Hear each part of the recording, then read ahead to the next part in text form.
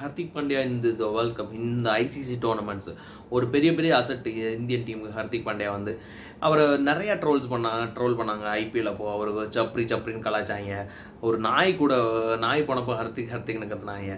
போகிற இடத்துலலாம் அவர் மேலே ஒரு பெரிய பெரிய ஹேட்ரட்டு, ஒரு பிளான்டு ஹேட்ரட்டு அவர் நம்ம இது பண்ணோம். அது அவர் என்ன ஓகே, நம்ம ஒரு ஆஃபீஸில் இருக்கோம், நம்ம ப்ரொமோஷன்ஸ் கேட்குறோம், ஆனால் அவரோட ஆட்டிடியூட் அதுக்கு ஒரு மேட்டராக இருந்துச்சுன்னு வச்சாலுமே அது ஒரு எல்லை கடந்த ஒரு ட்ரோல்ஸாக தான் இருந்துச்சு அவர் மேலே வந்தது.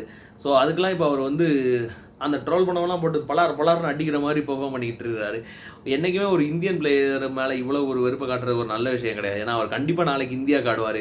அப்போ நம்ம அவருக்கு ஒரு சப்போர்ட் பண்ண வேண்டிய சுச்சுவேஷன் வரும். அதுதான் இப்போ நடந்துகிட்ருக்கு.